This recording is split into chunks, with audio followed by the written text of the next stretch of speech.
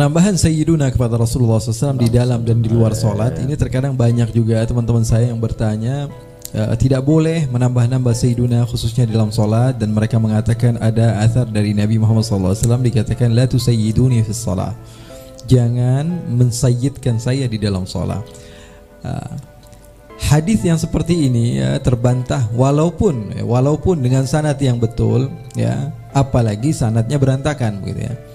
La tusayyiduni, mereka katakan la tusayyiduni, kalimat sayyid, Nabi Muhammad SAW utiya jawami'ul kalim, Rasulullah SAW tidak mungkin salah, Rasulullah SAW paling fasih.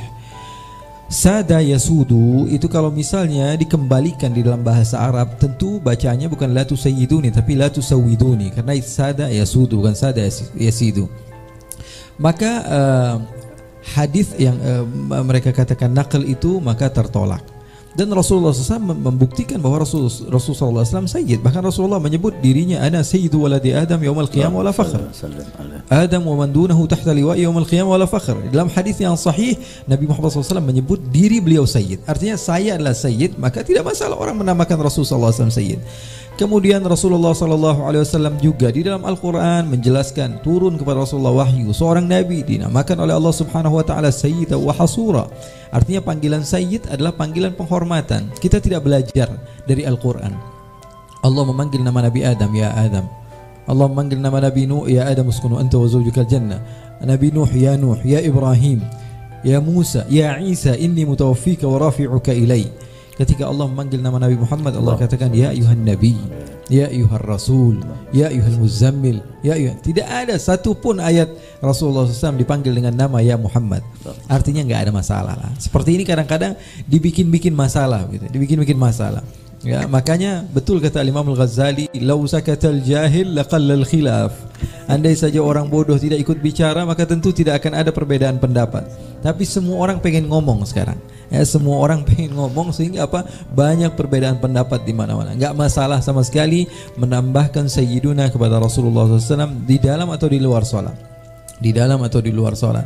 Dan Rasulullah sallallahu alaihi wasallam ya patut kita muliakan, kita bedakan, jangan disamakan kata Allah Subhanahu wa taala ketika kalian memanggil nama Nabi Muhammad dengan nama orang lain, tidak. Ya, Rasulullah SAW bahkan ketika itu Nabi Muhammad ada orang yang namanya juga memiliki kunyah Abul Qasim, sehingga ketika dia memanggil Abul Qasim, Nabi Muhammad SAW yang menengok. Kata Rasulullah, sammu bi ismi wa la takannu bi kunyati, kata Rasulullah. Namakan putra-putra kalian dengan nama saya tidak masalah, tapi jangan mengkunyahkan dengan kunyahnya saya. Larangan itu karena mengganggu kepada Rasulullah sallallahu alaihi wasallam. Ya, jadi ini yang jadi masalah terkadang sama sahabat-sahabat kita ya. Jadi contoh nih begini. Kalau kita habis majlis seperti ini kita bilang taqabbalallahu minna wa minkum, dia bilang wah ini enggak ada dari sananya, ini penghinaan ini kepada agama. Al-yauma akmaltu lakum dinakum. Ya, agama itu sudah sempurna. Kenapa pakai doa-doa ya taqabbalallahu minna wa minkum. Tapi kalau setelah pengajian kita mengatakan semoga diterima ya bro, nggak masalah begitu. Karena berubah jadi bahasa Arab jadi masalah, jadinya bid'ah. Tapi kalau kita mudah-mudahan diterima ya ibadah kita, kajian kita ya, mudah-mudahan kita dapat pahala ya, nggak masalah gitu. Tapi kalau berubah menjadi bahasa Arab, ini mulai menjadi masalah. Itu kadang-kadang nggak pakai nggak mikir begitu ya, jadi masalah. Jadi ada juga seorang Syekh Sidi Syekh As-Saqa dari Suria, ketika saya berjumpa beberapa kali di Malaysia, beliau bercerita bahwa suatu waktu beliau masuk ke dalam masjid berjumpa dengan anak muda. Anak muda ini sedang memperdalami ilmu hadis. Dia baca setiap hari, dia baca Fathul Bari. Bahkan beliau orang ini menghafal Bukhari. Kemudian keluar dari masjid, Syekh mengatakan kepada dia, ditanya apa kabar, apa yang kamu setelah barusan lakukan. Dia katakan saya barusan sholat. Maka Syekh mengatakan taqabbalallahu sholatak. Wajahnya langsung memerah dan dia mengatakan ya Syekh, kamu itu pensyarah hadis, kamu itu bahkan orang terkenal memiliki pemahaman dalam ilmu hadis, dirayatan wa riwayatan, kamu adalah orang hebat. Tapi kenapa kamu mendoakan saya dengan doa yang tidak pernah diucapkan oleh Nabi? Maka Syekh tersebut mengatakan, antum tahu bib apa yang anda jawab? Anda tanya apa yang antum jawab? Saya jawab, idzan la yataqabbalallahu sholatak. Kalau begitu mudah-mudahan sholat kamu gak diterima gitu. Kadang-kadang sesuatu yang biasa dipermasalahkan begitu ya, sesuatu yang biasa dipermasalahkan. Alhamdulillah sudah cukup sebetulnya. Bas ada sedikit tambahan. Kita dengar dari Syekh Ali Jumaah, Mata'an Allah Wituli Hayati. Memang sering kita dengar imtithalul amr khairun min sulukil adab. Menjalankan perintah lebih afdal daripada menjaga adab. Seperti hanya ketika guru memerintahkan kita untuk umpamanya untuk naik ke atas, guru kita di bawah, laksanakan perintah. Itu lebih afdal daripada kita merasa menjaga adab. Oh enggak guru, Anda di bawah kok saya mau ke atas. Laksanakan perintah lebih bagus daripada menjaga adab. Illa fi haqqin nabi, kecuali kalau adabnya berkaitan dengan Nabi Shallallahu Alaihi Wasallam, maka fi haqqin nabi, menjaga adab lebih afdal daripada melaksanakan perintah walaupun perintah Nabi. Nanti ada dalilnya ini. Seakan-akan ini sangat keras ya. Perintah Nabi dilanggar, perintah Nabi dilanggar demi menjaga adab, demi menjaga adab, afdal. Dan itu dilaksanakan oleh Sayyidina Abu Bakar, dilaksanakan oleh Sayyidina Ali bin Abi Thalib. Anggap hadis la tusawwiduni benar, walaupun kita dengar dari guru kita tadi sanadnya perlu dilihat lagi karena matan hadisnya tidak tepat menurut bahasa Arab. Sada yasudu bukan sada yasidu. Maka yang benar bukan la tusayyiduni tapi la tusawwiduni. Berarti salah. Tidak mungkin Nabi salah dalam bahasa Arab. Nabi sangat fasih.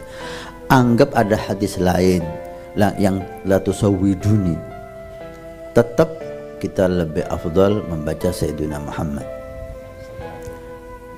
Dalilnya Sayyidina Abu Bakar Siddiq pertama, ketika beliau Rasulullah SAW sakit dan menyuruh Abu Bakrin fal yusalli bin nas, suruh sahabat Abu Bakar untuk menjadi imam sholat karena Nabi nggak bisa keluar. Ringkas cerita, Sayyidina Abu Bakar menjadi imam, sahabat semua makmum. Di rakaat setelahnya atau di rakaat pertama atau rakaat setelahnya Nabi keluar. Cahaya Nabi memenuhi masjid sehingga sahabat Rasul SAW melihat ada cahaya masuk ke masjid, beliau hampir semuanya menoleh.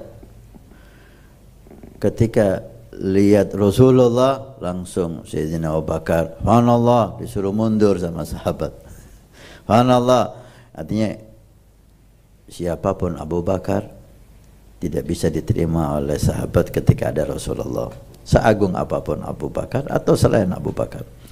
Ketika Sayyidina Abu Bakar melihat Rasulullah, Rasulullah memberi isyarat, tetap tempatmu. Sayyidina Abu Bakar diam sejenak, tapi tetap beliau mundur, sehingga Nabi SAW masuk dan menjadi imam. Setelah selesai sholat, Nabi menegur sahabat Abu Bakar, malak ya Abu Bakar, kenapa kamu wahai Abu Bakar, sudah saya perintahkan diam kok tetap mundur? Lamar. Sahabat Abu Bakar mundur, adab. Nabi memerintahkan diam. Apa jawab Sayyidina Abu Bakar? La yanbaghi li ibn Abi Quhafah an ya'umman nas wa fihi Rasulullah. Enggak pantas anaknya Abu Quhafah, Abu Bakar ini jadi imam sedangkan ada Rasulullah di belakangnya. Ini dalil bahwa untuk Nabi menjaga adab lebih afdal daripada melaksanakan perintah Nabi. Pertama. Dalil yang kedua, Sayyidina Ali bin Abi Thalib ketika Sulh Hudaybiyah, kita kenal bagaimana Rasulullah membuat perjanjian dengan orang musyrik, orang kafir Quraisy, perjanjian min Muhammad Rasulullah dengan siapa itu? Orang musyrik. Wahid min Suhail bin Amr atau ghairuh. Kalau kata Suhail bin Amr, Muhammad Rasulullah, mengejek gitu. Kalau tahu kamu, kalau kami yakini kamu Rasulullah, ma harabtuk, kami tidak memerangi kamu, kami enggak percaya kamu Rasulullah. Kala Sayyidina Ali yang menulis waktu itu. Kata Rasulullah, umhu ya Ali, hapus Rasulullah di perjanjian ini ya Ali. Perintah. Apa jawab Sayyidina Ali? Wallahi la amhu, demi Allah enggak mau hapus. Adab menghapus Rasulullah? Galala. Kalau ummu ya Ali, la. Hanya Rasulullah. Mana tempat Rasulullah? Rasulullah ummi nggak bisa baca. Mana tempat kalimat Rasulullah? Mana? Ini Rasulullah yang menghapus. Menjaga adab fi haqqin Nabi aula min imtithal amr. Apalagi tidak ada larangan dari Nabi yang sahih. Apalagi kita dengar tadi ana sayyidu waladi Adam. Beliau sendiri yang menyatakan saya sayyidu waladi Adam. Karena itu tolonglah saudara-saudara kita ya, buka wawasan Anda gitu loh. Silakan Anda tidak membaca sayyiduna, tapi tolong buka gitu loh. Jangan Anda hanya seperti burung dalam sangkar gitu loh, tidak mau menerima pendapat orang gitu loh. Kami menerima pendapat Anda, kami mendengarkan dan menghargai. Anda buka wawasan Anda pahami dengan hati, Anda pikir dengan akal, taruh sudah pendapat ulama, taruh. Anda coba pikir dengan pikiran Anda, coba pikir dengan hati Anda. Apa yang dilakukan Sayyidina Abu Bakar, apa yang dilakukan Sayyidina Ali, apa yang dilakukan oleh para ulama salihin. Hentikan dalil. Dalil nggak ada selesainya. Satu pakai dalil ini, satu pakai dalil ini. Pakai akal, pakai hati nurani. Tolong hargai pendapat orang lain. Jangan hal ini membuat kita capek berdebat karena sayyiduna, berdebat karena maulid gitu loh. Berdebat hal-hal yang udah bukan waktunya lagi kita perpanjang.